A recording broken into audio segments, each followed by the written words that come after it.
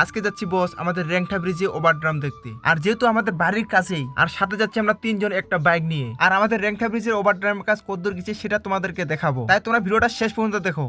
তারপর বস আমরা চলে আসলাম ওভারড্রামে। আর সামনে দেখতে পাচ্ছ এটা হচ্ছে পুরাটা একটা হাউস, যেটার মাধ্যমে টিউবটা ফুলানো হবে। আর যেটুকু আমার জানা এখানে নাকি পানির মাধ্যমে টিউবটা ফুলানো হয়, আর যেটাকে বলি আমরা হাওয়ার মাধ্যমে। আর আমাদের এই ওভারড্রামের কাজ প্রায় চলতেছে 2 বছরের মতো, তারপরে এখনো কাজ কমপ্লিট হয়নি, এখনো পুরো কাজটা পড়ে আছে। আর হচ্ছে বস তোমরা দেখতে পাচ্ছ পানির অবস্থা প্রচন্ড খারাপ, পানির মধ্যে পুরো নেলেন্দি ধরে গেছে। আর আমরা এমন সময় আছি প্রচন্ড পরিমাণের রোদ, কোথাও তাকানো যাচ্ছে না। আর হচ্ছে বস পানিতে ময়লা থাকার কারণে পলেস্টার একদম অন্যরকম হয়েছে। শুধু তাই না, এই লাটগুলোর মধ্যে একদম জাং ধরে গেছে। হ্যাঁ বস, কাজটা যেহেতু অনেক দিনে হয়েছে, আর আমার মনে হচ্ছে এবার কমপ্লিট হবে না কাজটা। যে ঘরের মধ্যে মেশিন বসানো হবে সে ঘরে এখনো কাজ ক্লিয়ার হয় নাই, সেখানে শুধুমাত্র ছাদ ঢালাই হয়েছে, এখনো আরো অনেক কিছু বাকি আছে। আর এখানকার চারপাশটা বেঁধে নিবে, কারণ মাঝখান দিয়ে পানি যাওয়া আসা করবে, তো সেই কাজগুলো এখনো পড়ে আছে। তারপর বস আমরা এখান থেকে বেরিয়ে পড়লাম, কারণ প্রচুর পরিমাণে রোদ করতেছে। আর আমাদের এখানে প্রায় আসা হয় যেহেতু আমাদের বাড়ির কাছেই। তাই বস তোমরা যদি এরকম ধরনের ব্লগিং ভিডিও চাও তাহলে অবশ্যই তোমরা পেজটা ফলো দাও, আর হচ্ছে একটা কমেন্ট একটা শেয়ার করে দাও ভিডিওটার জন্য সবাই দেখতে পায়।